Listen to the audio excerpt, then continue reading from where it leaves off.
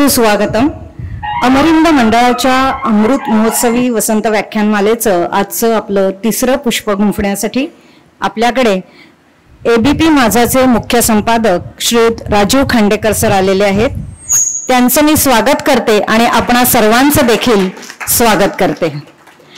महाराष्ट्रातल्या आघाडीच्या एबीपी माझा या वृत्तवाहिनीचे मुख्य संपादक म्हणून राजीव खांडेकर सर काम करतात आणि माझा कट्टावरती आपण रोज त्यांना पाहत असतो, पण आपल्याला सगळ्यांना त्यांना प्रत्यक्ष भेटायची जी संधी मिळायला हवी ती आमचाही आज योग आहे की गेले 5 वर्ष आम्ही प्रयत्न करतोय आणि यावर्षी 75व्या वसंत व्याख्यानमालेला ते आम्हाला मिळत आहेत. हा आम्ही आमचा बहुमान समजतो. वृत्तपत्र आणि वृत्तवाहिन्यांमध्ये सारख्याच धडाडीने काम करणाऱ्या मोजक्या पत्रकारांमध्ये त्यांचा समावेश आहे. पूर्वीच्या स्टार माझा आणि आत्ताच्या एबीपी माझाच्या उभारणीपासून या वाहिनीला अल्पावधीत महाराष्ट्रातील सर्वाधिक लोकप्रिय वृत्तवाहिनीचा मान मिळवून देण्यात राजीव खांडेकर यांचा सिंहाचा वाटा आहे आणि हे आपण वेगवेगळ्या कार्यक्रमातून अनुभवत असतो. ग्रामीण महाराष्ट्राच्या प्रश्नांची जाण असलेला पत्रकार, राजकीय विश्लेषक आणि लेखक म्हणून खांडेकर सर ओळखले जातात. माझामध्ये रुजू होण्यापूर्वी राजीव खांडेकर मुंबईमध्ये लोकसत्ताचे निवासी संपादक म्हणून कार्यरत होते. त्यांचे लोकसत्तामधील मार्मिक राजकीय लेख जसे गाजले तसंच हार्ट टू हार्ट हे सदरही त्यांच्या शैलीदार भाषेमुळे वाचकांच्या आपल्या सर्वांच्या नक्कीच स्मरणात आहे. त्यांच्या हार्ट टू हार्ट या पुस्तकाला नंतर उत्कृष्ट वाङ्मय निर्मितीचा राज्य शासनाचा पुरस्कारही मिळाला. राजीव खांडेकर यांनी 1989 मध्ये पुण्याच्या सकाळमधून आपल्या कारकिर्दीला सुरुवात केली. नाशिक सकाळ आणि पुण्याच्या लोकसत्तामध्ये काही काळ काम केल्यानंतर 1995 पासून पुढे 5 वर्ष त्यांनी लोकसत्ताचे नवी दिल्लीचे प्रतिनिधी म्हणून काम पाहिलं. ETV मराठी ज्यावेळेला सुरू झाली त्यावेळेला त्या वाहिनीच्या मुंबई ब्युरोचे प्रमुख म्हणून 2.5 वर्ष त्यांनी काम पाहिलं. गेल्या 30 वर्षांपासून ते पत्रकारितेमध्ये कार्यरत आहेत. त्यांना अनेक पुरस्कारांनी गौरवण्यात आलेलं आहे आणि मुख्य म्हणजे भारतातील वृत्तवाहिन्यांच्या दर्जावर नियंत्रण ठेवण्यासाठी निर्माण करण्यात आलेल्या न्यूज ब्रॉडकास्टिंग स्टँडर्डायझेशन अथॉरिटीवर त्यांची नियुक्ती झाली होती आणि अशी नियुक्ती होणारे मराठीतील ते पहिले पत्रकार आहेत. राजीव खांडेकर यांचे प्राथमिक शिक्षण सांगलीत तर माध्यमिक शिक्षण सांगली जिल्ह्यातील आटपाडीमध्ये झाले. वाणिज्य शाखेची पदवी त्यांनी सांगलीच्या चिंतामणराव कॉलेजमधून घेतली आणि पदव्युत्तर शिक्षण पुण्याच्या रानडे इन्स्टिट्यूटमधून पूर्ण केलं आणि गेली 14 वर्ष ते एबीपी माझा वाहिनीचे प्रमुख म्हणून काम पाहत आहेत. मला एक विशेष सांगायचं म्हणजे आम्ही ज्या वेळेला त्यांच्याकडे गेलो होतो आणि आम्ही गप्पा मारत होतो त्यावेळेला ह्या माणसाचं उघडा डोळे बघा नीट हे किती योग्य आहे हे आम्हाला कळलं. म्हणजे कुस्ती सारखा खेळ जो लोप पावत चालत होता एबीपी माझाने त्यांना महत्व प्राप्त केलं आणि कुस्ती उदयाला आली. तसं त्यांनी आम्हाला सांगितलं. आम्ही ज्याला सांगितलं की आम्ही वक्तृत्व स्पर्धा घेतोय गेले 10 वर्ष पण आम्हाला तेवढा रिस्पॉन्स मिळत नाही या महाराष्ट्रातल्या तरुण मुलांकडून, तेव्हा ते म्हणाले मराठीतल्या वक्तृत्व स्पर्धा या बंद होता कामा नयेत. एबीपी माझ्याकडून तुम्हाला काही मदत हवी असेल तर सांगा, आपण करू, पण त्या बंद करून देणार नाही अशी काळजी आपण घेऊ. एवढी आत्मीयता भाषेबद्दल आणि आपल्या उपक्रमांबद्दल असणारे असे हे आजचे आमचे प्रमुख पाहुणे आम्हाला लाभले याचा आम्हाला खूप आनंद होतोय. त्यामुळे कोणताही विषय हा त्यांच्याकडे घेऊन जावा आणि त्यांनी आम्हाला मार्ग दाखवावा असा एक विश्वास त्यांनी आम्हाला दिलाय. सरांना विषयाला सुरुवात करण्यापूर्वी आणखीन एक सांगायचंय. ज्यावेळेला आम्ही त्यांना विचारलं की सर तुम्ही कशावर बोलणार, तर आपण रोज बघतो मीडियामध्ये काय काय चालू असतं, राजकारण आणि बरंच काय काय. त्यांनी आम्हाला सांगितलं मी वेगळा काहीतरी विषय मांडू इच्छितो आणि त्यांनी विस्मृतीत गेलेले समाज धुरीण हा एक वेगळा विषय मांडायचा ठरवलाय. ते उत्कृष्ट एकेकाळी तरुणपणी त्यांनी वक्तृत्व स्पर्धा गाजलेल्या आहेत. त्यामुळे वेगळ्या विषयावर बोलायला मला आवडेल असं त्यांनी सांगितल्याबरोबर आम्ही म्हटलं सर ओके, आम्हालाही आवडेल की हे विस्मृतीत गेलेले समाज धुरीण कोण आहेत त्यांची आम्हालाही तुम्ही जाणीव करून द्या. सरांना मी विनंती करते की त्यांनी आपल्या व्याख्यानाला सुरुवात करावी. धन्यवाद. मला खरं तर 75व्या वर्षामध्ये अमरिंद मंडळाच्या या वक्तृत्व या व्याख्यानमालेमध्ये येण्याची संधी दिल्याबद्दल मी मंडळाचे खूप मनापासून आभार मानतो. मराठीमध्ये व्याख्यानमालांची जी एक मोठी साधारण 150 वर्षांची परंपरा आहे त्याच्यामध्ये मुंबईतल्या अमरहिंद मंडळाचं जे स्थान आहे ते किती मोठं आहे ते मी जाणतो. आणि त्यामुळं 75व्या वर्षी मला त्यात सहभागी करून देण्यायोग्य समजल्याबद्दल मी खरंच आपले आभार मानतो. ही खूप मोठी व्याख्यानमाला आहे. याच्यामध्ये खूप मोठ्या मोठ्या लोकांनी यापूर्वी त्यात सहभाग घेतलेला आहे, आपले विचार व्यक्त केलेले आहेत. आणि त्यामुळं ज्याचं मी म्हणेन की खूप मोठं पावित्र्य आहे अशा व्याख्यानमालांपैकी एक ही आहे. हल्ली असं झालंय की ज्यांच्याकडे पैसे आहेत ते वेगवेगळे कार्यक्रम करू शकतात, व्याख्यानमाला असतात, बक्षीस समारंभ असतात, पुरस्कार असतात, ते देतात. पण ज्याला मोठी परंपरा आहे आणि ज्याच्यामध्ये निष्ठेनं असे उपक्रम चालवले जातात अशा ठिकाणी जाणं खरंच खूप महत्त्वाचं आणि मला आवश्यक वाटतं. मी आज जो विषय घेतलाय तो जनरली होता असं की पत्रकार म्हटल्यानंतर विषय जे जनरली सुचवले जातात, सांगितले जातात ते राजकारणाच्या बद्दलचे, मीडियाच्या बद्दलचे. हल्ली अशी परिस्थिती आहे की मीडियाच्या बद्दल सगळ्यांनाच बोलायचं असतं, खूप बोलायचं असतं. आणि बोलायचं असतं म्हणजे मीडियाचा कोणी सापडला की त्याला ठोकून काढायचं असतं. कारण मीडियाच्या बद्दलच्या आपल्या ज्या भावना आहेत सध्याच्या त्या काही फारशा बऱ्या नाही आहे. मी असा विचार केला की त्यामुळे हे सरधोपट जे विषय आहेत त्याच्यापेक्षा थोडं वेगळं काहीतरी आपण बोलावं, त्या निमित्तानं हितगुज करावं. हा विषय घेण्याच्या मागचं खरं तर कारण हे की मला स्वतःला, कदाचित तो माझे संपादक अरुण टिकेकर यांच्या सानिध्याचा, त्यांच्या व्यक्तिमत्वाचा तो प्रभाव असेल. 19व्या शतक आणि 20व्या शतकाचा जो पूर्वार्ध आहे त्याच्याबद्दल मला खूप कुतूहल आहे. त्या विषयामध्ये फिरवू का तो?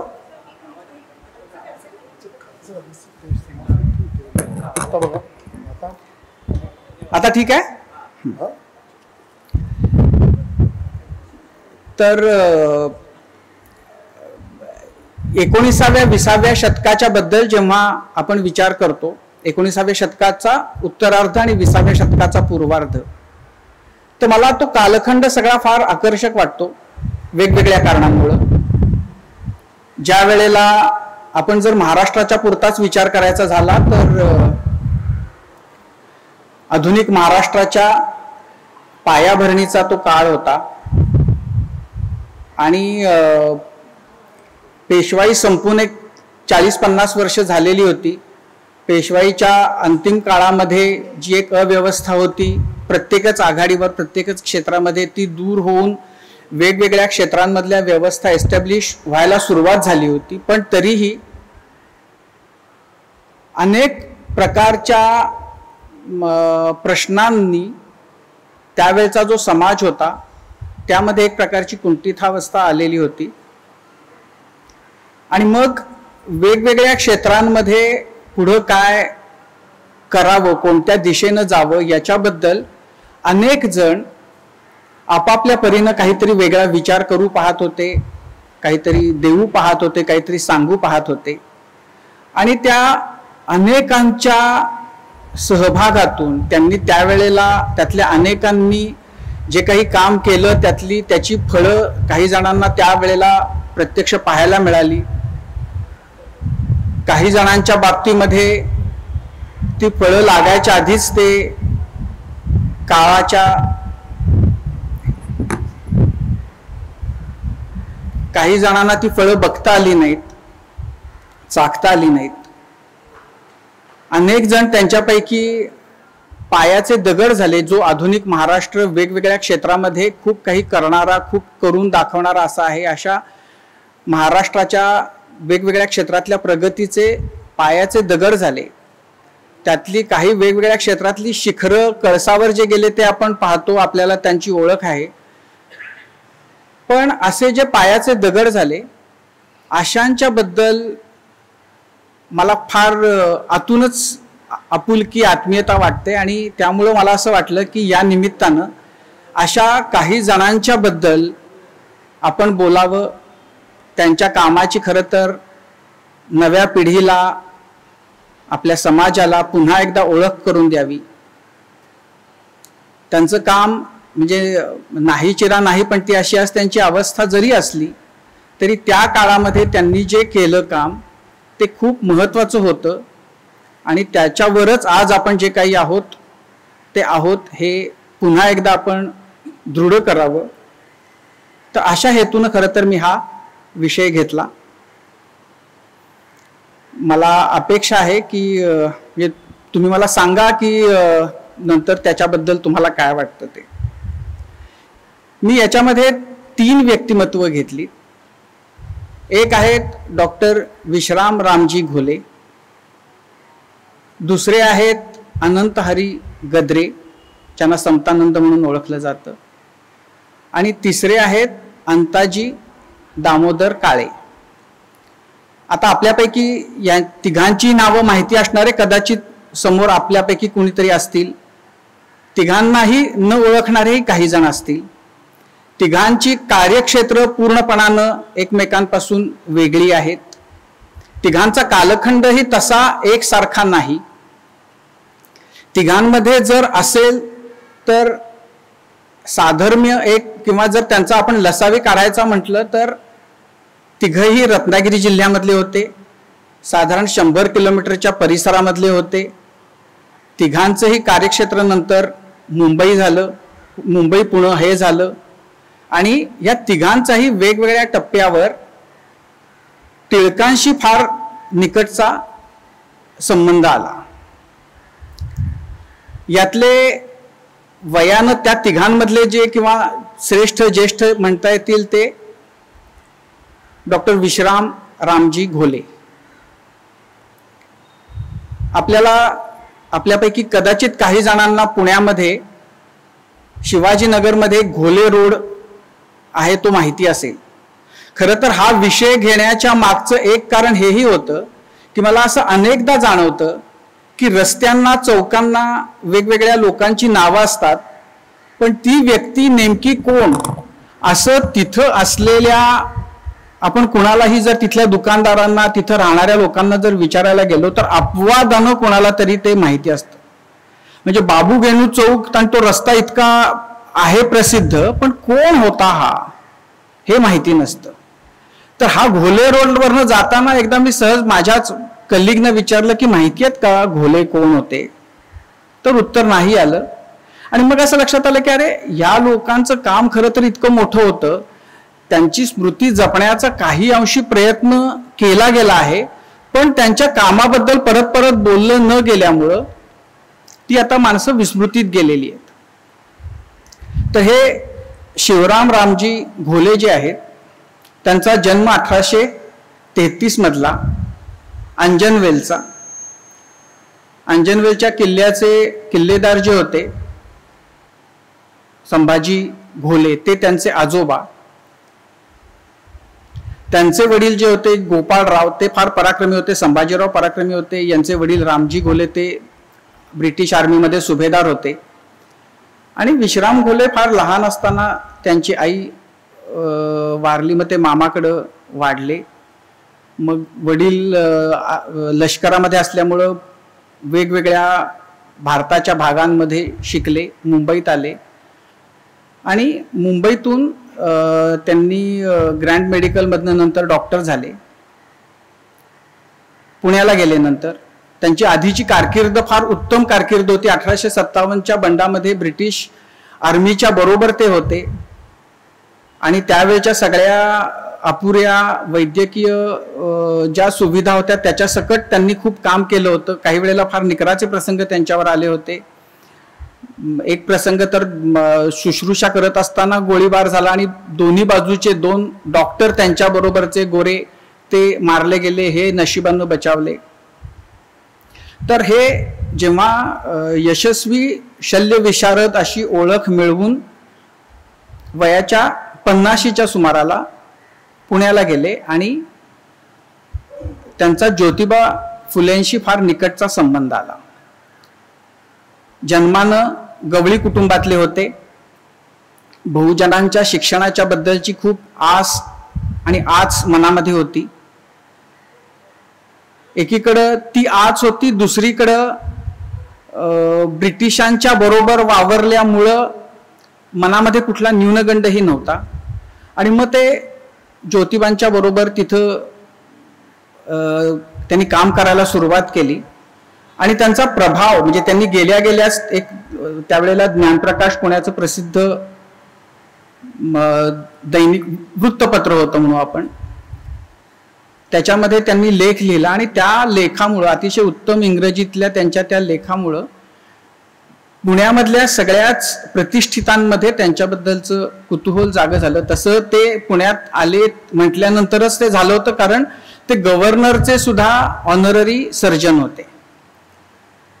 आणि मग एकीकडं ब्राह्मणेतर चळवळ आपण म्हणू, सत्यशोधक चळवळ आहे, त्याच्याशी ते फार त्यांचा निकट संबंध आला.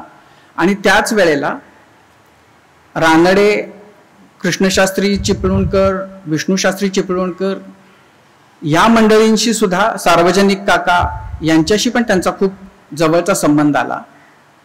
आणि त्यांच्याबद्दल जे लिहिलेलं आहे ते असं की सत्यशोधक चळवळीतल्या, त्या चळवळीमध्ये काम करणाऱ्यांच्या वाट्याला जी कुचेष्टा, अवहेलना बाकी समाजाकडून यायची, ती जसे डॉक्टर घोले ह्या चळवळीशी जोडले गेले तसे ती अवहेलना आणि कुचेष्टा, आणि काही वेळेला प्रसंगी रात्री बेरात्री त्यांच्यावर दगड मारले जायचे, ते बंद झाले. कारण त्यांचं दोन्हीकडं उत्तम संबंध होते. आणि त्यामुळं या सत्यशोधक चळवळीकडे बघण्याचाही थोडा प्रमाणात लोकांचा दृष्टिकोन बदलला. थोडं ते उदार मनानं त्याकडे पाहायला लागले. आणि 1874 मध्ये ते पुण्यात गेले आणि 75 साली ते सत्यशोधक चळवळीचे समितीचे अध्यक्षही झाले. पुढे 2 वर्ष ते अध्यक्ष होते, पण नंतर त्यांच्यामध्ये आणि महात्मा फुलेंमध्ये काही वैचारिक मतभेद झाले. मुख्य त्याचा विषय हिंदू धर्माच्या बद्दलची भूमिका हाच होता. म्हणजे एक निबंधाचा विषय होता की जर ब्रिटनची राणी आली भारतात आणि ती रेल्वेनं प्रवास करताना रेल्वे अचानक बंद पडली आणि मग तिला तिथं मोळी विकणारे एक महार आणि एक मांग अशा महिला भेटल्या, तर ब्रिटनची राणी त्यांच्याशी काय बोलेल आणि ह्या दोघी जणी कोणते प्रश्न किंवा त्यांची जी सामाजिक उतरंडीमधली अवस्था आहे त्याच्याबद्दल त्या काय सांगतील आणि ब्रिटनची राणी त्याला काय इलाज करेल वगैरे, अशा टाईपचा इतका मोठा असा तो विषय होता निबंधाचा, जो सत्यशोधक चळवळीतून जी निबंध स्पर्धा घेतली होती त्यात दिला गेला होता. आणि तो खरं तर घोल्यांना आवडला नाही, कारण त्यांचं असं म्हणणं होतं की ह्या प्रश्नाच्या बद्दल ब्रिटनच्या राणीनं बोलावं इतकी काही त्यांची स्थिती चांगली नाहीये, कारण ख्रिश्चन धर्म स्वीकारला किंवा तुम्ही ख्रिश्चन असला म्हणजे सगळ्या भेदाभेदांच्या पलीकडे गेलात अशी काही परिस्थिती नाही. कारण ख्रिश्चन असूनही त्यांनी गुलामांना गुलाम म्हणून वागवलं होतं आणि गुलामगिरी करत होते. आपल्याकडच्या दलितांची किमान तशी तरी अवस्था नाही, त्यांना गुलाम म्हणून तरी वागवलं जात नाही. वारकरी संप्रदायामध्ये त्यांना बरंच स्वातंत्र्य आहे वगैरे अशा मतभेदाचे मुद्दे आले आणि ते त्याच्यातून थोडेसे बाजूला झाले. पण त्या काळामध्ये म्हणजे असंही नव्हतं की त्यांचे पूर्ण संबंध तुटले होते. एकीकडं ह्या चळवळीशी ब्राह्मणेतर विद्यार्थ्यांच्या शिक्षणाच्या बद्दलचं काम करतानाच पुण्यामध्ये न्यू इंग्लिश स्कूल स्थापन झालं होतं. पण जेव्हा डेक्कन एज्युकेशन सोसायटी स्थापन करायची वेळ आली होती तेव्हा त्याच्यामध्ये डॉक्टर घोले यांनी खूप महत्त्वाचा वाटा उचलला होता. हुजूरपागा शाळा निर्माण करण्यामध्ये डॉक्टर घोले यांचं मोठं कॉन्ट्रीब्युशन होतं. मराठा विद्यार्थ्यांच्या शिक्षणातल्या प्रमोशनसाठी एक संस्था स्थापन केली गेली, त्याच्यामध्ये त्यांचं मोठं कॉन्ट्रीब्युशन होतं.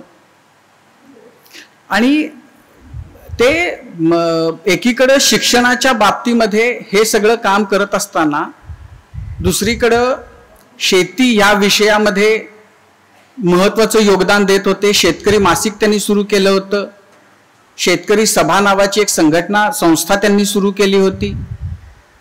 हे सगळं करत असतानाच साधारण दर वर्षाला 1000भर शस्त्रक्रिया ते करत होते. हे सगळं करत असतानाच पुणे पालिकेचे नियुक्त सदस्य म्हणून ते वेगवेगळ्या पातळ्यांचं काम करत होते.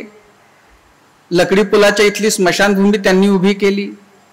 कात्रजच्या तलावाचं पाणी पुण्याला पोचवण्याचं काम पेशव्यांच्या काळात झालं होतं, पण खडकवासल्याचं पाणी पुण्याला आणण्यासाठी जे 2 बाजूनं पाट काढायचे वगैरे त्याच्यामध्ये त्यांचा मोठा वाटा होता. आर्यांगल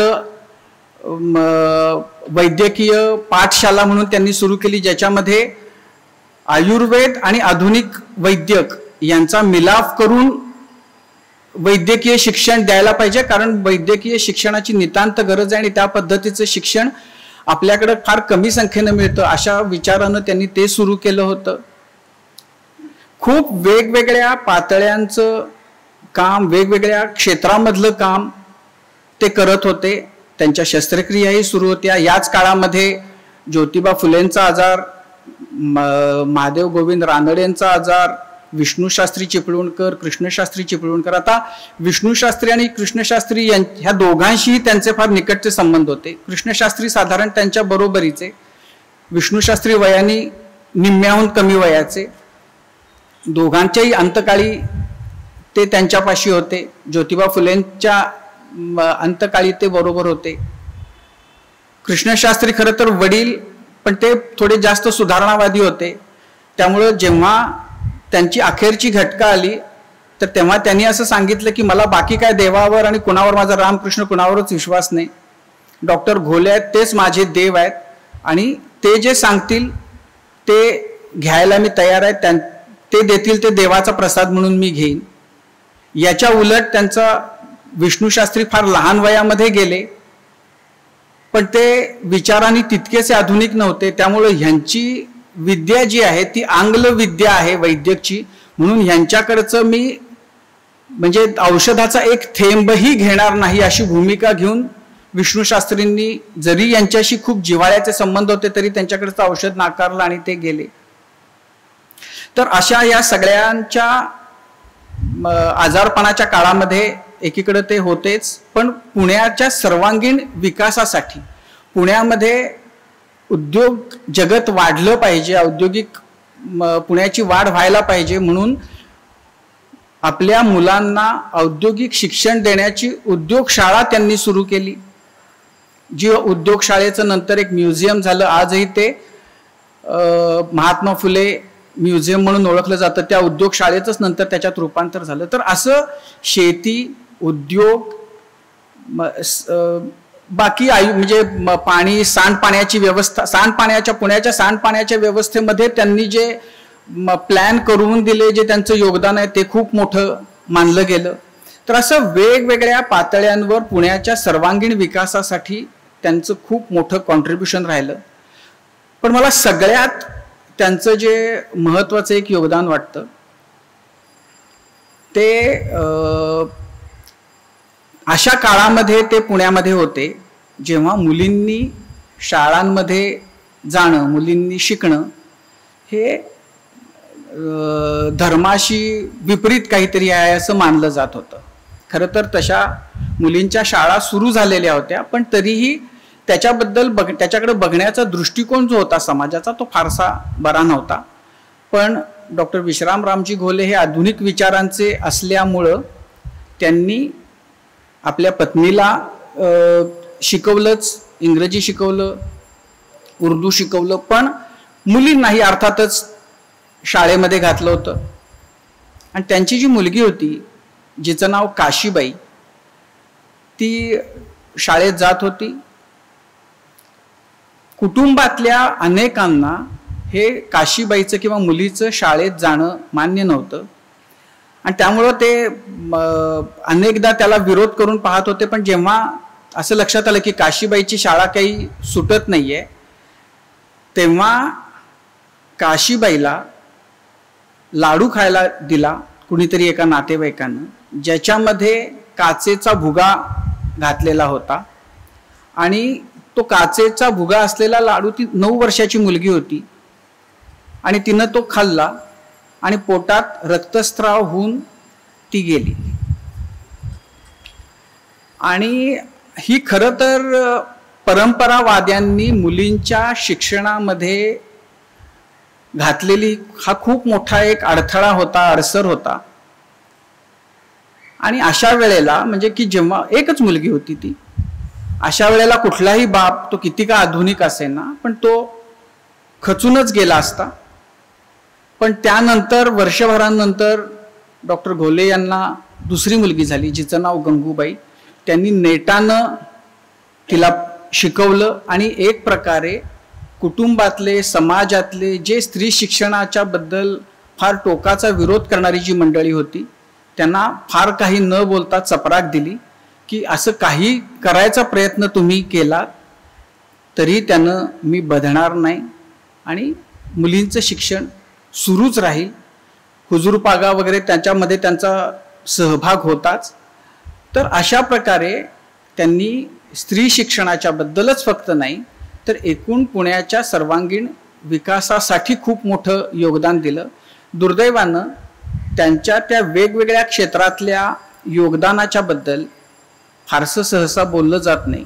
त्यांनी पुण्याला ज्या आपल्यापैकी ज्यांना पुण्याची माहिती आहे तर दगडूशेठ फरासखाना जो आहे तिथं त्यांनी एक हौद बांधला.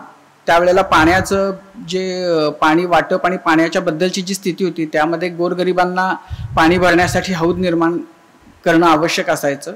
तर त्यांनी एक काशीबाईच्या नावानं हौद बांधला आणि तिची स्मृती जतन करायचा प्रयत्न केला. मधल्या काळामध्ये आपल्याकडचं जे सगळं नियोजन असतं त्याच्यामध्ये रस्त्याच्या रुंदीकरणामध्ये तो हौद तिथनं काढला गेला. फक्त असं झालं की तो तिथून उचलून एका कुठल्या तरी दुसऱ्या ठिकाणी जिथं दगडूशेठ दत्त मंदिर आहे, गणपतीचं नाही दत्ताचं मंदिर आहे, तिथं नेऊन तो हौद ती पाटी तो शिलालेख लावला गेला आणि काशीबाईची स्मृती काही अंशी ते का होईना जपली गेली. खरं तर डॉक्टर घोल्यांचं कॉन्ट्रीब्युशन जसं आत्ता आपण कोरोनाच्या काळामध्ये बघितलं की काय करायचं आणि कसं करायचं अशी जी समाजाची आणि वैद्यक क्षेत्राची अवस्था होती त्याच प्रकारची स्थिती प्लेगची जेव्हा साथ आली त्यावेळेला पुण्यामध्ये होती. पण त्याही साथीमध्ये ज्याचे नंतर खूप वेगवेगळ्या प्रकारचे रँडचे खून आणि ज्या प्रकारचं सगळं चाफेकर बंधू आणि सगळ्या त्यातनं ज्या गोष्टी नंतर घडल्या पण त्या काळामध्ये समाजाला विश्वास देणं, क्विनाईनच्या गोळ्या घेणं कसं आवश्यक आहे हे परोपरीनं सांगणं, हाफकिननं डेव्हलप केलेली लस लोकांना घेण्यासाठी उद्युक्त करणं असं खूप मोठं काम त्या काळामध्ये त्यांनी केलं होतं. तर असे हे डॉक्टर घोले मला असं वाटतं की आपल्याला त्यांच्याबद्दल जराही माहिती असू नये हे आपल्याला काही फार भूषणावह नाही. त्यामुळं मला असं वाटलं की आज या कार्यक्रमाच्या निमित्तानं त्यांची स्मृती आपण जागी करावी.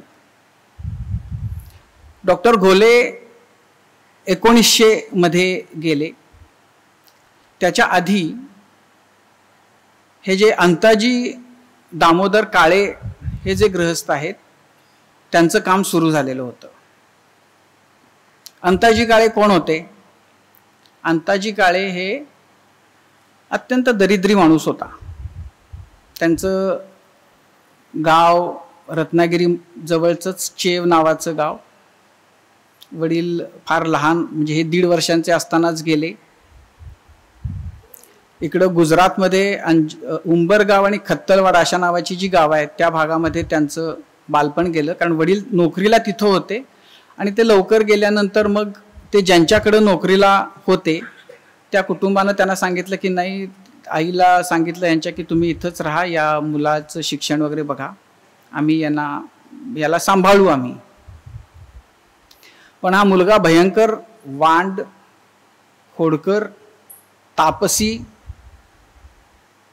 आणि लहरी अशा स्वभावाचा होता आणि त्याला अभ्यास आणि या गोष्टींमध्ये खरं तर फारसा रसच नव्हता. सगळेजण परोपरीनं सांगायचे की अरे आता तुझी आईकडं तरी बघून तू शिकलं पाहिजेस, आईचं नशीब तू उजळवलं पाहिजेस. पण त्या वयातल्या मुलांचं जे असतं तेच की मनाला येईल ते खेळणं हा मुख्य आवडीचा विषय होता. मनाजोगतं काही झालं नाही की मी डोकं आपटून घेईन असं म्हणायचं. आणि एकदा आई कधीतरी म्हटली की धमक्या कशाला देतोस, घे आपटून. तर यांनी इतक्या जोरात आपटलं की रक्ताच्या चिळकांड्या उडाल्या, इतक्या जोरात डोकं आपटून खोक पाडून घेतली. पण शाळेमध्ये काही फार गती नव्हती. 6व्या इयत्तेमध्येच नापास झाला. मग काय करायचं. पण मग ते करतानाच आईला असं वाटलं की इथं गावामध्ये राहून काही उपयोग नाही, आपण मुंबईला जावं आणि मुंबईला किमान तिथल्या शाळेमध्ये, चांगल्या शाळेमध्ये हा शिकेल. मुंबईला आले तर या अंताजीला शिकण्यापेक्षा बुद्धिबळ खेळायचा नाद लागला. आणि मग तो बुद्धिबळ खेळण्यामध्ये इतका उस्ताद होत गेला. आणि आई त्याच्यावरनं खूप दटावायची, पण याला असं की मी शाळेत जातोय ना, शाळेमध्ये उजेड होता, पण मला बुद्धिबळ खेळू दे असं म्हणत ते खेळत राहिले. आणि मग नंतर असं झालं एका टप्प्यावर की बुद्धिबळ शिकवणं हा व्यवसाय झाला. पण मधल्या काळामध्ये तोही काही कायमस्वरूपी नव्हता. तर मग कुठं मास्तर कसेबसे 7वी पास झाला, मग कुठं मास्तरची नोकरी मिळाली, कुठं छोट्या मोठ्या नोकऱ्या केल्या, कुठं वर्तमानपत्रामध्ये प्रभाकर नावाच्या रोज 2 कॉलम मजकूर लिहायचा आणि त्याच्या बदल्यात महिन्याला काहीतरी 10-12 रुपये मिळायचे, अशा नोकऱ्या केल्या. हे सगळं यथातथाच चालू असताना लग्न केलं. नंतर कोणत्या तरी टप्प्यावर गंगाधरपंत गद्रे म्हणून एक गृहस्थ आयुष्यात आले, जे खूप स्वदेशीचा पुरस्कार करणारे होते. आणि त्याच्यामुळं यांच्या डोक्यामध्ये की आपला आत्ता जो समाज आहे त्याच्यामध्ये आपण बघतोय की आपल्या नित्य व्यवहारातल्या ज्या गोष्टी आहेत, ज्या आपल्याला रोज लागतात, त्या आपल्या इथं बनण्याचं प्रमाण फार कमी आहे आणि याच्याबद्दल काहीतरी व्हायला पाहिजे असा विचार डोक्यात घुमायला लागला. याच काळामध्ये 2 गोष्टी झाल्या. एक तर महाराष्ट्रात मोठा दुष्काळ पडला, ज्याच्याबद्दल त्या दुष्काळाच्या काळामध्ये जी काही दारुण स्थिती महाराष्ट्रात झाली होती, ज्याच्यावर केसरी खूप सडकून टीका करत होता. म्हणजे सोलापूर भागामध्ये 2 पैशाला जनावर विकण्याजोगी परिस्थिती निर्माण झाली होती. टिळकांनीच लिहिलं होतं की गुराला चाऱ्याचा भाव आणि चाऱ्याला सोन्याचा भाव आलेला होता. एक तर असा प्रसंग होता की ज्याच्यामुळं या अंताजी काळेला खूप विमनस्क व्हायला झालं, जेव्हा त्यांना अशी बातमी त्याला कळली की कोणीतरी एका मुसलमानाला 6 आण्याला आपली मुलगी विकली.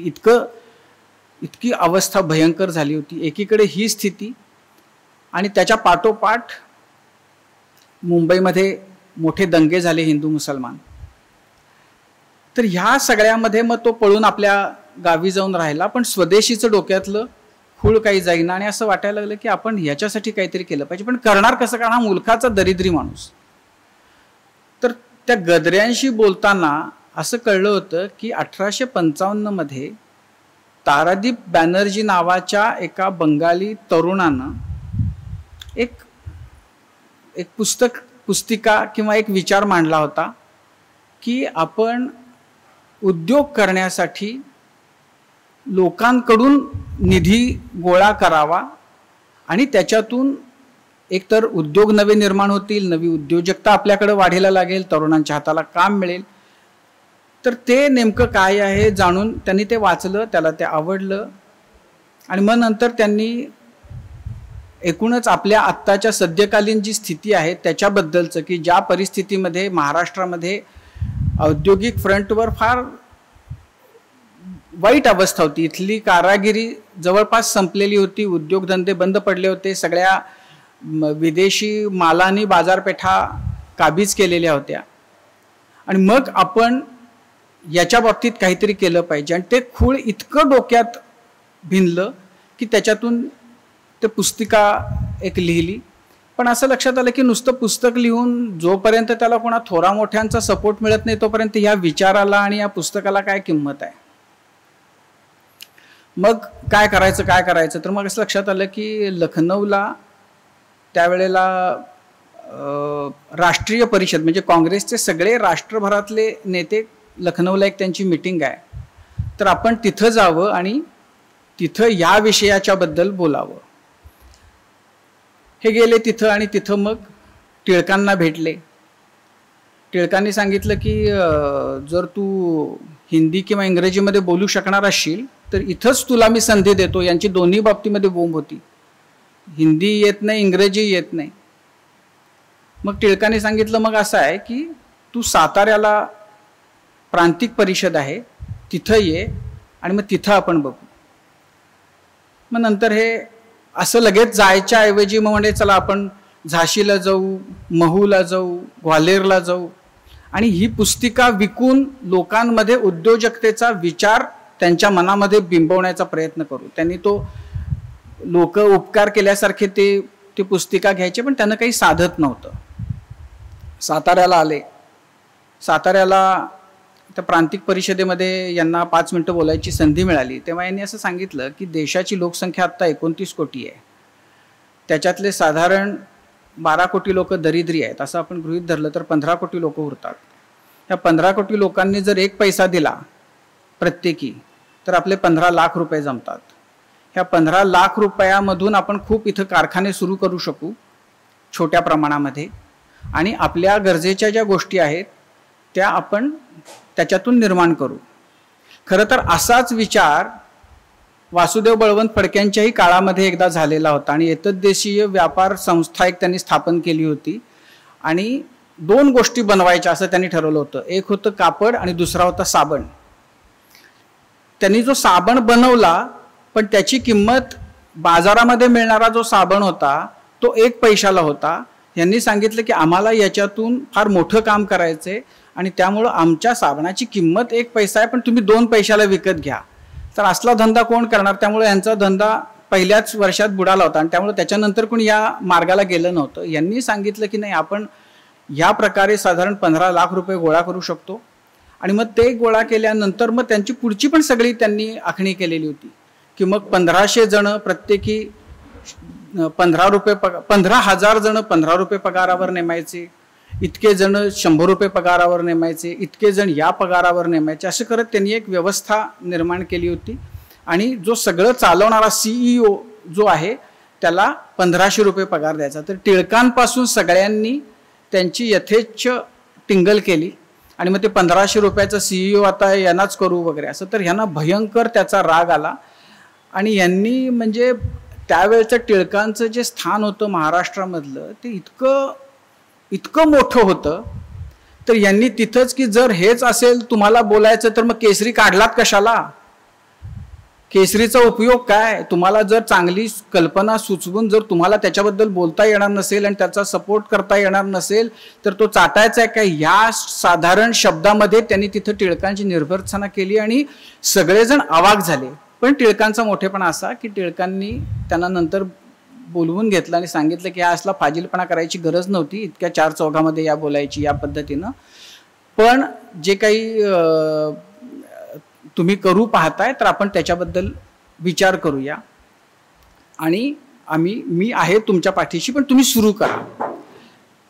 आणि मग त्याच्यातून आपल्यापैकी कोणाला जर कल्पना असेल तर पैसा फंड अशा नावाचं एक संस्था जन्माला आली आणि ज्याचा हेतू हा होता की महाराष्ट्रामध्ये 1 पैसा गोळा करून भांडवल निर्माण करायचं, ज्याला आपण आजकाल क्राऊड फंडिंग म्हणतो.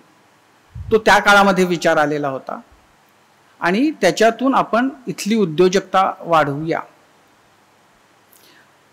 नंतरची जी 5-7 वर्ष आहेत त्याच्याबद्दलचं जेव्हाही मी वाचतो तेव्हा आतमध्ये इतकं तुटत राहतं या अंताजी दामोदर काळेच्या बद्दल की ह्या एका ध्येयानं पछाडून पायाला भिंगरी लावल्यासारखा हा माणूस भारतभर फिरला, गावागावात फिरला, प्रत्येक ठिकाणी अपयश अपयश अपयश कुचेष्टा आणि काय वाटेल ते अनुभव आले. म्हणजे ते कोकणात गेले होते तर पोलादपूरला त्यांना बरं त्यावेळेला असं होतं की लॉज वगैरे काही व्यवस्थाच नव्हती. त्यामुळं कुणाच्या तरी घरी आसरा घेऊन राहायचं, ते देतील ते खायचं, मंदिरात झोपायचं हीच स्थिती होती. पण पोलादपूरला त्यांना घरात पाऊलच नाही ठेवू दिलं कारण त्यांना कळलं की याला थोडंफार इंग्रजी येते. कुठं त्यांना म्हणजे अंगामधले कपडे आता सगळे कपड्याच्या चिंध्या झाल्या होत्या म्हणून कोणीतरी एकाने त्यांना आपला सदरा म्हणजे जरा बऱ्यापैकी सदरा कोट वगैरे दिला, कारण थंडीचे दिवस होते. तर त्याच्यावरनं त्यांना इतकं झाडलं एका यांनी की अरे तू तर वर तोंड करून सांगतो स्वदेशी स्वदेशी आणि स्वतःही विदेशी कपडे वापरतो. तर यांनी आपलं मुळातच दरिद्री असल्यामुळं यांनी आपलं काकुळतेला सांगितलं नाही मला फार ते थंडी होती आणि मरणाची थंडी होती आणि म्हणून मी तो मला कोणीतरी दिला म्हणून मी हा अंगात घातलाय सदरा. तर ते म्हणाले की अरे पण समजा तू सदरा घातला नसतास, तुझ्या तत्वाशी ठाम राहिला असतास, स्वदेशीचाच आग्रह धरून राहिला असतास आणि मेला असतास, तर काय जगाला फरक पडला असता? इतकी काय तुला की आपण जगलंच पाहिजेची आस आहे? कुठेतरी गेले होते तर जेव्हा कळलं की हे याचं गोत्र वेगळं आहे तेव्हा पानावरनं उठून बाहेर पाठ मांडून जेवायला घातलं. कुठं अशी परिस्थिती आली की केळीच खाऊन राहावं लागलं, कुठं तर तेही मिळालं नाही. खूप खूप वेगवेगळ्या प्रकारच्या मानसिक शारीरिक अशा यातना सहन करत हा माणूस फिरत राहिला. पण पैसे 5 वर्षामध्ये गोळा झाले ते 5,000 रुपये पण नव्हते. आणि मग पण ते खूळ डोक्यात. ते मध्ये एका कुठल्या तरी कोकणातल्या गावात गेले होते तर तिथं असं लक्षात आलं की त्या गावामध्ये एकाला एक जण वेडा आहे आणि त्याला बंद करून ठेवलंय खोलीमध्ये. तर यांनी चौकशी केली की काय झालं, तर त्यांना सांगितलं की नाही तो जो आहे वेडा तो न्यू इंग्लिश स्कूलची पुण्याची स्थापना करणाऱ्यांपैकी एक होता आणि तो की मी ते स्कूल सुरू केलं, मी टिळक माझे मित्र, हे माझे मित्र. तर त्याचं इतकं ते डोक्यात होतं आणि त्याच्यातनं तो वेडा झाला. तर हे एकदम भानावर आले, अरे नाही आपण फार पैसा फंड आपल्या डोक्यात आहे, आपली बहुतेक अवस्था वेड लागल्यासारखी होईल, त्यामुळं आपण आता परत पैसा फंडचा इतका विचार नाही करायचा वगैरे. पण डोक्यातनं ते गेलंच नव्हतं. आणि म्हणजे गावातल्या लोकांचे तर म्हणजे वाटेल ते आक्षेप आणि कुणीही समजून घेण्याचा प्रयत्न करत नव्हतं. म्हणजे साधं वसईला उतरून पापडीपर्यंत जाण्यासाठी टांगा केला असं कधीतरी लक्षात आल्यानंतर लोकांचे जोडे खाल्ले की आता इतका शहाणा झाला का की फार पैसे लोकांचे गोळा केलेत, फार पैसे आले वाटतं, टांग्यानं जातो, चालला तर काय पाय मोडतील का याचे इथंपर्यंत. फक्त त्यातल्या त्यात बरी गोष्ट ही होती की अधूनमधून केसरी आणि टिळक यांच्या पाठीशी आहेत असं केसरीमधून यायचं. की यांनी एक युक्ती अशी केली होती, जेवढे पैसे गोळा होतील ते सगळे ते केसरीमध्ये नेऊन द्यायचे. आणि त्यामुळं केसरीमध्ये की आता पैसा फंडाचे 25 रुपये जमा झाले, केसरी फंडाचे इतके जमा झाले, असे करत किती जमा झाले तो आकडा 5 वर्षामध्ये साधारण 5,000 जमा झाला होता. एकदा मग परत मीटिंग झाली आणि टिळक म्हटले अरे याच्यातनं काहीच साधत नाहीये, हे कधी होणार आणि कसं होणार?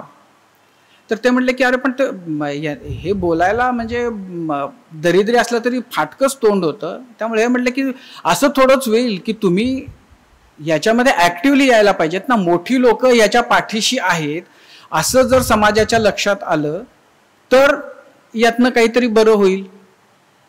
मग तेही नंतर टिळक आणि बाकी सगळ्या मंडळींना मान्य झालं. मग पुढच्या 2-4 वर्षामध्ये 25,000 रुपये गोळा झाले.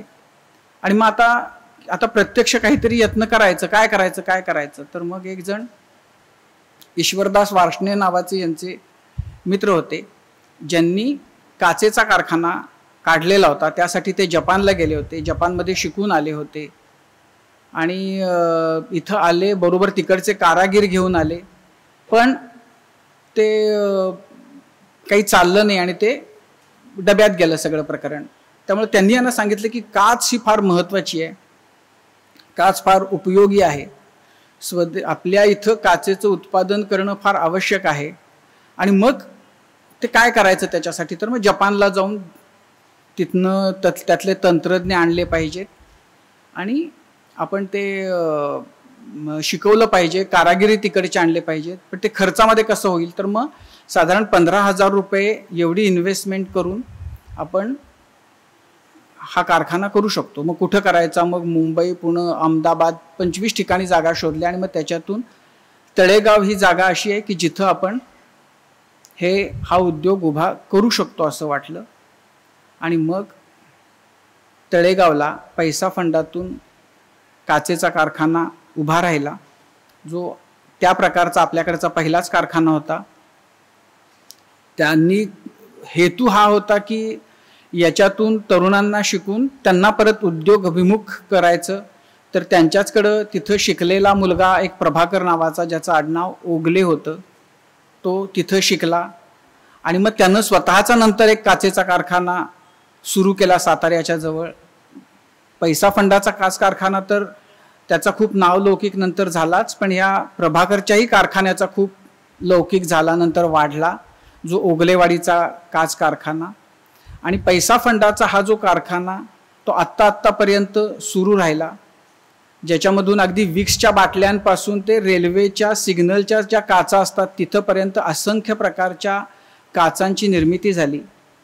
एक प्रकारे महाराष्ट्राला काचेच्याच बाबतीत नाही तर सहकाराचा मार्ग या प्रयोगातून दाखवला गेला.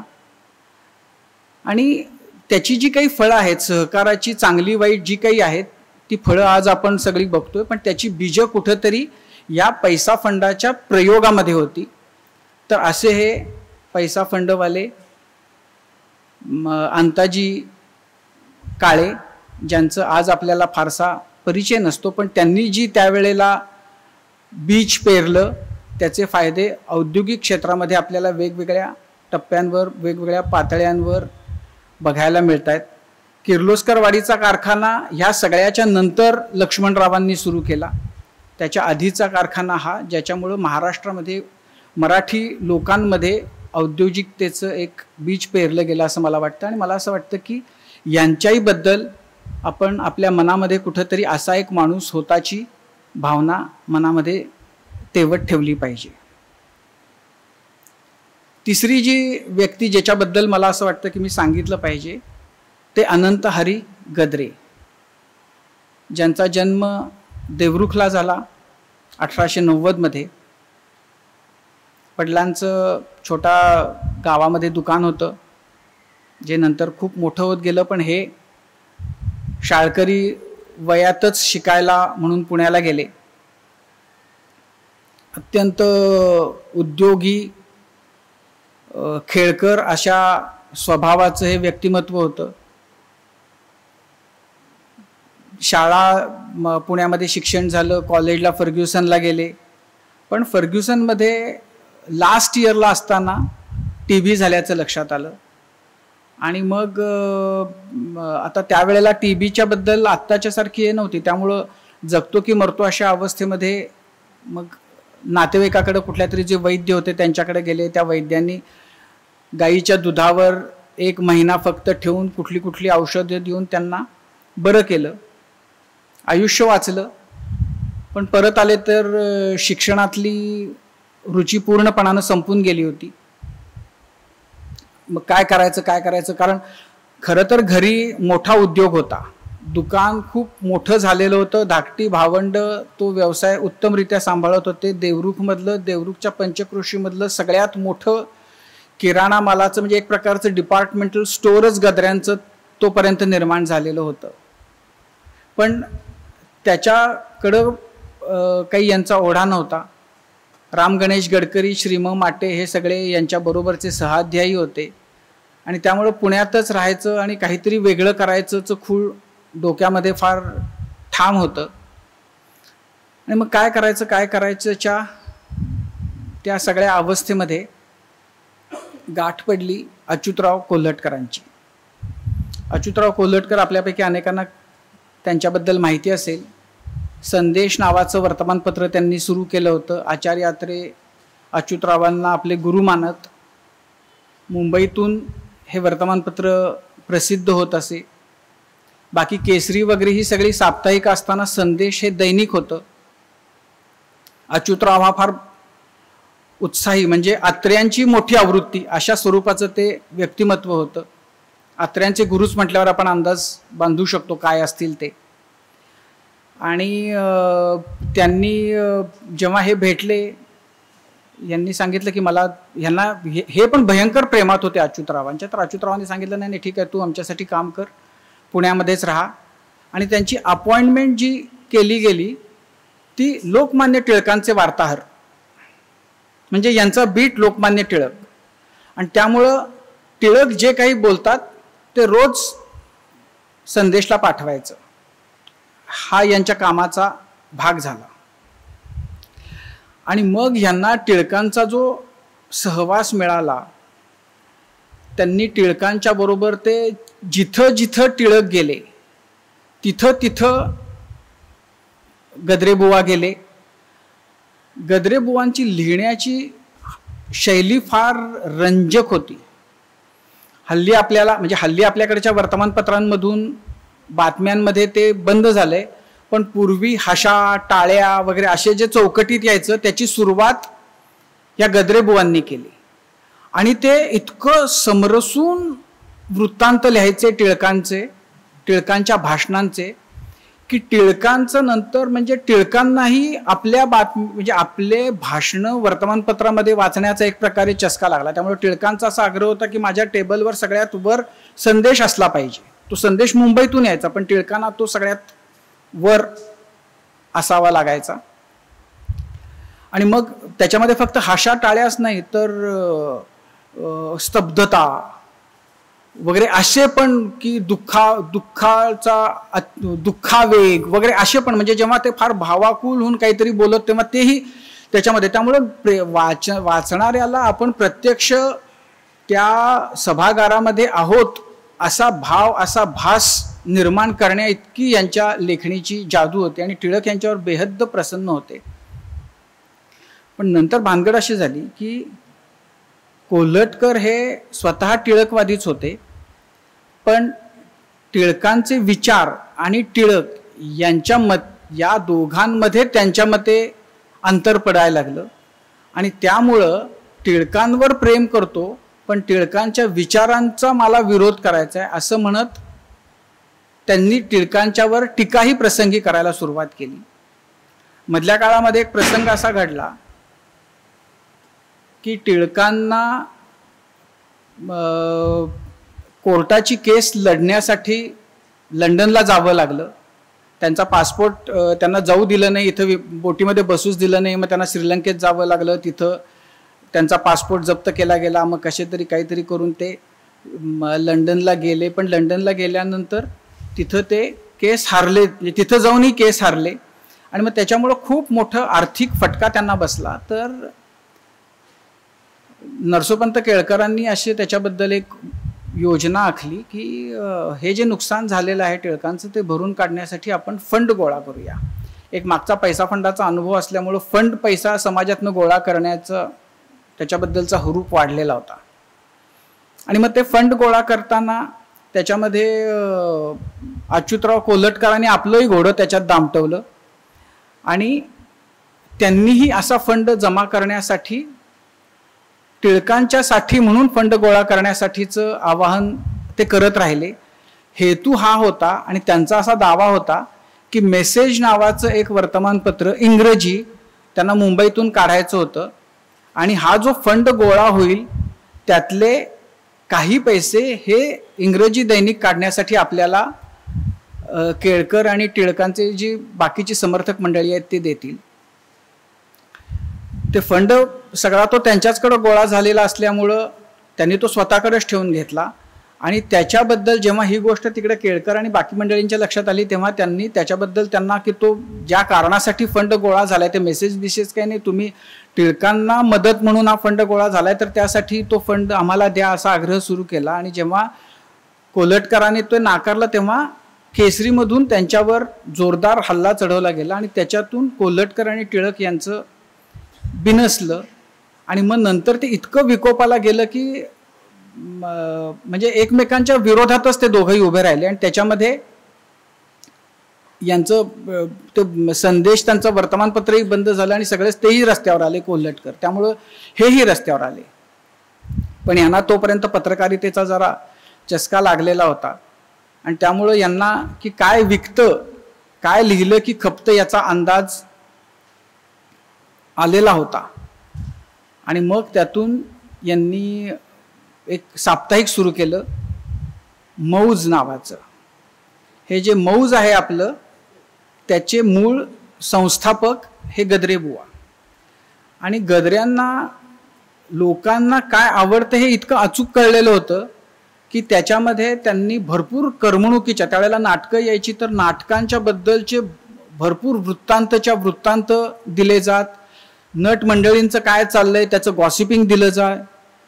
हडप जे होते कादंबरीकार, त्यांची बहकलेली तरुणी अशा नावाची कादंबरी क्रमशः, म्हणजे चावट पण गोष्टी त्याच्यामध्ये, विचाराला प्रवृत्त करणारेही लेख त्याच्यामध्ये, असं सगळ्यांना काही ना काही मिळेल कुटुंबातल्या प्रत्येकाला, अशा स्वरूपाचं ते मौज त्यांनी साप्ताहिक सुरू केलं. ते फार अल्प काळामध्ये यशस्वी झालं. पण यांचा प्रॉब्लेम हा होता गद्र्यांचा की ते एका जागी स्थिर राहण्याचा स्वभाव नव्हता. आणि त्यामुळं एकीकडं मौज सुरू असताना बाकी इतक्या भानगडी त्यांच्या सुरू राहिल्या नाटकामध्ये याच्यात, की त्यामुळं त्याचं दिवाळं निघायची वेळ आली. आणि मग त्यावेळेला भागवतांनी तो दिवाळखोरीत निघालेला मौजचा प्रेस, मौजचं टायटल असं सगळं विकत घेतलं. बरं, हे इतके म्हणजे हुशार की तो व्यवहार होत असतानाच यांनी नवी मौज अशा नावाचं दुसरं सुरू केलं साप्ताहिक. आणि त्याच्यामध्ये परत हाच सगळा मसाला भरून ते खपवण्याचा प्रयत्न केला. पण ते काही फार बरं चाललं नाही. पण मग यांना त्याच्यातून असं लक्षात आलं की नाटकाच्या मध्ये काहीतरी करायसाठी खूप स्कोप आहे. मग त्यांनी नाटक निर्माण, मला तर लक्षात आलं की नाटक जर चुरचुरीत नाटक व्हायला पाहिजे, म्हणजे 3 निकष त्यांनी. नाटक एकतर चुरचुरीत हवं, फार मोठं नाटक करून उपयोग नाही, त्यामुळे 2-2.5 तासामध्ये जसा सिनेमा संपतो तसं नाटक असायला हवं. आणि एकाच, म्हणजे जसे सिनेमाचे एकामागून एक प्रयोग होतात तसे आपण नाटकाचे पण एकामागून एक असे प्रयोग आपल्याला करता यायला पाहिजे. त्यामुळे फार नेपथ्याचा वगैरे असं फार अवडंबर पसारा न माजवता ते केलं पाहिजे. आणि मग नंतर दणादण त्यांनी, आणि मग इतकी नाटकं केली की पुढच्या 3 वर्षामध्ये जवळपास 10-12 नाटकं यांनीच लिहून बसवली, आणि ती यशस्वी पण झाली. पण पुन्हा तोच मुद्दा आला की यांचा पिंड जो होता तो असं एक काही करण्याचा असा नसल्यामुळं त्यांनी परत एकीकडं नाटक सुरू आहे, दुसरीकडं साप्ताहिक सुरू आहे. आणि मग ते साप्ताहिक करतानाही त्यांनी त्याच्यामध्ये, म्हणजे आता हल्ली आपण पेड न्यूज आणि अशा गोष्टींबद्दल बरंच वाचतो ऐकतो, तर त्यांनी तेही केलं. म्हणजे की कुणीतरी पैसे दिले आणि आमच्याबद्दलचं अनुकूल नाटकाच्या बद्दलचं छापवून आणा, तर यांनी मग भरपूर मजबूत पैसे घेऊन ते छापवून आणणं. त्यांची सगळ्यात गमतीशीर गोष्ट तर यांचा सावरकरांवर भयंकर प्रेम. आणि आत्रे मित्र, सावरकरांवर भयंकर जीव. तर दीनानाथांनी जेव्हा संन्यस्त खड्ग नाटक जेव्हा लिहून घेतलं तर खूप पैसे खर्च केले होते त्याच्यावर. आणि ते नाटक आलं, त्यातली सगळी पद्य चांगली होती, सगळं नाटक चांगलं होतं, पण ते नाटकच चालेना. आणि सावरकरांचं नाटक आणि चालत नाही, तर मग यांनी खूप वेगवेगळ्या प्रकारे आपल्या त्या साप्ताहिकामधून त्याच्याबद्दलचे अनुकूल असे अभिप्राय परीक्षण छापवून आणली, काही होईना. तर मग यांनी एक बहुतेक सातोस्कर वगैरे अशा नावाचे एक समीक्षक होते मोठे त्या काळातले, त्यांना 25 रुपये दिले आणि त्यांना सांगितलं की तुम्ही ह्या नाटकाच्या विरोधामध्ये लिहा. आणि मग त्यांनी अत्यंत प्रतिकूल असं परीक्षण लिहिलं. आणि मग यांनी त्याचा मथळा सावरकरांनी असं कसं लिहिलं वगैरे अशा टाईपचं काहीतरी करून ते इतकं वाईट पद्धतीनं ते लोकांच्या समोर नेलं की लोकांना असं वाटायला लागलं की अरे सावरकर इतके विद्वान, सावरकर इतके हुशार, सावरकर असे भाषाप्रभू, आणि ते इतकं वाईट कसं काय लिहू शकतात, आणि काय खरंच काय लिहिलंय सावरकरांनी इतकं वाईट ते बघायला पाहिजे, असं म्हणत लोक ते नाटक बघायला गेले. आणि ते नाटक जे उठलं ते यशस्वी झालं.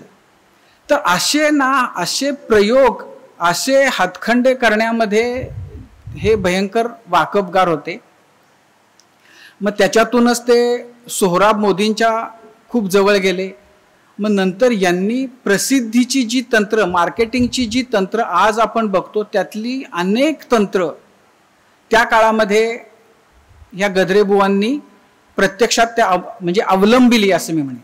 आणि ही कुठून ऐकून वगैरे नाही, स्वतःच विचार करून, म्हणजे की समजा एखादा सिनेमा आहे आणि समजा काय त्याच्यामध्ये काय फार वीर अर्जुन वगैरे, तर मग बाहेर पडताना छोट्या मुलांना छोट्या तलवारी भेट म्हणून द्या, किंवा अशा टाईपचे जादूचा अल्लाउद्दीन आहे तर छोटे कंदील करा आणि ते भेट म्हणून द्या. अशा वेगवेगळ्या प्रकारच्या क्लुप्त्या, वेगवेगळ्या प्रकारचे प्रसिद्धीचे फंडे त्यांनी त्या काळामध्ये शोधले आणि जे खूप यशस्वीपणानं वापरून दाखवले. सोहराब मोदींचा आणि यांचा खूप निकटचा इतके घनिष्ठ संबंध झाले की म्हणजे सोहराब मोदी यांना आपला धाकटा भाऊ मानायला लागला. म्हणजे अच्युत कोल्हटकर आपला मुलगा मानायचे, आचार्य अत्रे आपला मोठा भाऊ मानायचे, सोहराब मोदी धाकटा भाऊ मानायचे. ह्या सगळ्यामध्ये, आणि सोहराब मोदी फक्त नटच नव्हते तर सोहराब मोदींची भारतभरामध्ये 100पेक्षा जास्त थिएटर्स होती, ते निर्माते होते. मग यांनी गळ्यात पडून त्यांना पटवून नामदेवांच्या बद्दलचा एक सिनेमा केला. सोहराब मोदींनी हे करतायत म्हणजे असं म्हणत पाण्यासारखा पैसा खर्च केला जो पूर्ण पाण्यात गेला. पण ह्यांचे प्रसिद्धीच्या बद्दलचे बाकीचे जे फंडे होते ते सुरू राहिले. हे सगळं करत असतानाच जे त्यांचं सगळ्यात महत्त्वाचं काम त्यांच्या हातून घडलं ते त्यांच्या उत्तर आयुष्यामध्ये झालं असं मी म्हणेन. सावरकरांचा आणि त्यांचा जो निकट परिचय होता, जेव्हा सावरकरांच्या वरचे निर्बंध उठले असं यांना कळलं तेव्हा आत्र्यांना घेऊन हे सावरकरांच्याकडं रत्नागिरीला गेले आणि मग त्यांनी सावरकरांचा एक मोठा सत्कार करवला पुण्यामध्ये. पण त्याच्या आधी रत्नागिरीमध्ये सावरकर असतानाही हे नित्य त्यांच्या सगळ्या अस्पृश्योत्तराच्या त्या सगळ्या कामामध्ये यांचा सक्रिय सहभाग होता. आणि यांना सावरकरांच्याच प्रेरणेतून आपण हे अस्पृश्यतेच्या विरोधामध्ये ह्या प्रथेचं समूळ उच्चाटन होण्यासाठी काहीतरी केलं पाहिजे असं वाटायला लागलं. खरं तर हे हिंदू महासभेचे कार्यकर्ते होते सावरकरांच्याच मुळं. सावरकरांच्याच प्रभावातून अस्पृश्यता निवारणाचं काम त्यांनी हाती घेतलं आणि त्याच्यासाठी त्यांनी जो मार्ग अवलंबला तो त्यापूर्वी किंवा त्यानंतर सुद्धा कुणी आपण न ऐकलेला असा होता. तो हा होता की हे जागोजागी किंवा गावोगावी सत्यनारायणाची पूजा करू लागले. आता खरं तर सत्यनारायणाच्या बद्दल फुल्यांपासून खूप जणांनी खूप आक्षेप घेतले होते. त्याच्यातून अस्पृश्यता निवारणाचं काम कसं करायचं, तर यांनी 2 गोष्टी केल्या. पहिली गोष्ट, सत्यनारायणाची पूजा दलित दाम्पत्याकडून करवायची, हा पहिला भाग. दुसरा भाग, तिथं जो नारायणाला शिऱ्याचा, साजूक तुपातल्या शिऱ्याचा जो प्रसाद नैवेद्य दिला जातो त्याच्याऐवजी झुणका भाकरीचा नैवेद्य दाखवायचा. आणि त्याहीपेक्षा तिसरी गोष्ट, हे गद्रे दाम्पत्य आमच्या पूर्वजांनी दलितांवर जे अनन्वित अत्याचार पूर्वी केलेले आहेत त्याचं प्रायश्चित्त आम्ही केलं पाहिजे, त्याचं प्रायश्चित्त आम्ही घेतलं पाहिजे, या भावनेतून त्या प्रत्येक ठिकाणी ते जे दाम्पत्य असायचं त्यांचे पाय धुवून हे गद्रे दाम्पत्य त्यांच्या पायाचं तीर्थ घ्यायचे. आणि हा कार्यक्रम त्याला अल्पकाळामध्ये खूप त्याचा प्रभाव किंवा म्हणूया त्याची चर्चा महाराष्ट्रभर झाली. म्हणजे गाडगेबाबा एकदा आले होते मुंबईमध्ये आणि त्यांना या कार्यक्रमाला बोलवलं होतं, तर ते इतके सद्गदित झाले आणि त्यांनी गद्रेबुवांना सांगितलं की हा इतकं महत्त्वाचं काम, इतकं म्हणजे मोठं काम तुम्ही करताय की असे जर आपण 1000 गावांमध्ये केले तर महाराष्ट्रातलं सगळं अस्पृश्यता आणि सगळं उडून जाईल. गाडगेबाबांचं एक खासियत होती की ते स्वतःच्या फार जवळ कुणाला येऊ देत नसत, स्वतःला स्पर्शही करू देत नसत. पण गाडगेबाबांनी त्यांना प्रेमानं मिठी मारली आणि हे काम आपण कसं वाढवलं पाहिजे, कसं तुम्ही किती मोठं काम करताय हे ते सांगत राहिले. सावरकर आत्र्यांचा तर सपोर्ट होताच. खरं तर ह्यांनी जो एक कार्यक्रम केला होता त्याच कार्यक्रमामध्ये आचार्य अत्रेंनी सावरकरांना पहिल्यांदा स्वातंत्र्यवीर म्हणून संबोधलं आणि त्याच कार्यक्रमामध्ये सावरकरांनी आत्र्यांचा आचार्य असा उल्लेख केला. जे दोघांनाही त्यांच्या आयुष्यभर पुढच्या सदैवसाठी दोन्हीही त्यांची नामाभिधानं झाली. तर हे सगळं असताना अत्र्यांचाही त्यांना सक्रिय असा त्यांचं पाठबळ त्यांच्या पाठीशी राहिलं. अत्र्यांनी त्यांना समतानंद असं नाव दिलं. आता असं आहे की म्हणजे तिसरी जी कथा आहे ती इथं संपली. म्हणजे पहिले घोले झाले, दुसरे काळे झाले आणि तिसरे हे गदरे.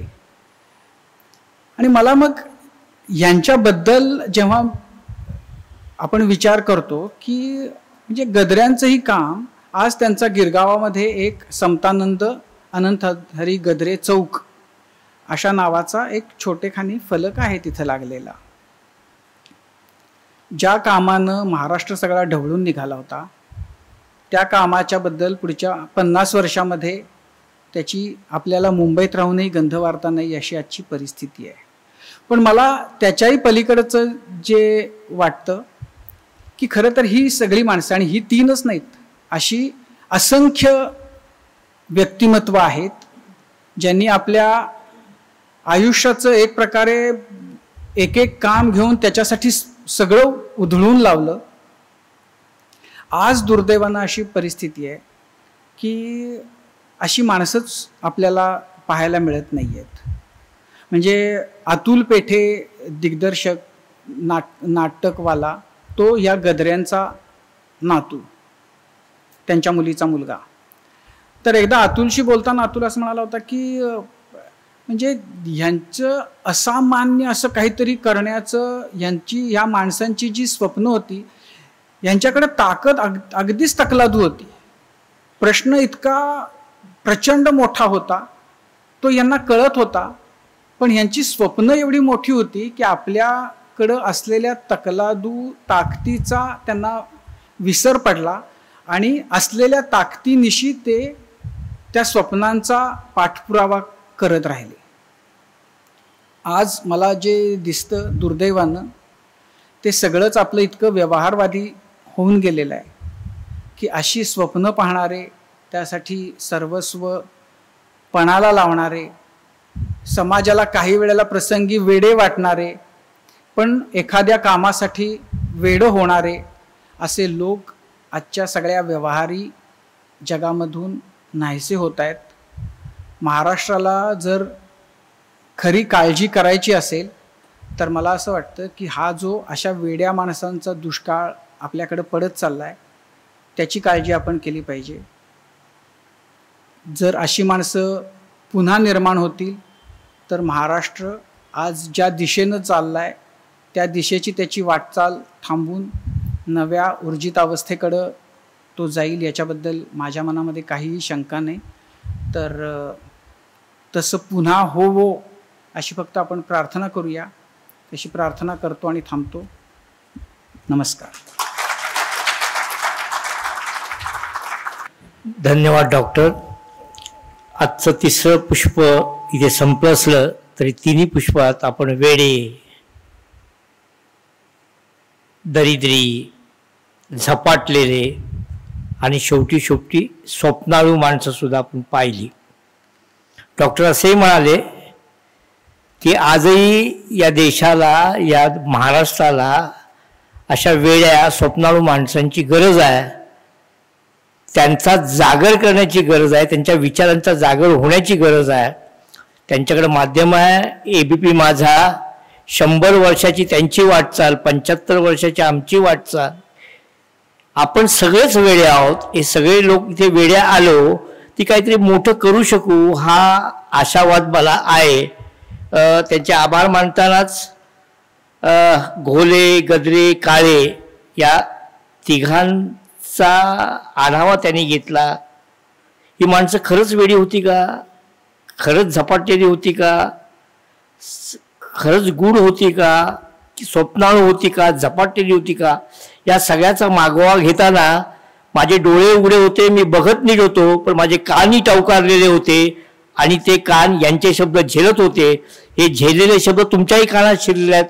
आपण पाहूया महाराष्ट्र कसा घडला, कसा व्हायचा. आपणही स्वप्नाळू बनूया. मी डॉक्टरांचं आपल्या सगळ्यांच्या वतीने आभार मानतो आणि आजचं व्याख्यान इथं संपलं असलं तरीसुद्धा उद्या रविवार सुप्रसिद्ध अभिनेते सुबोध भावे यांची दिलखुलास गप्पा मारतील उत्तरा मोणे. आपण वेळेवर उपस्थित राहावं. धन्यवाद.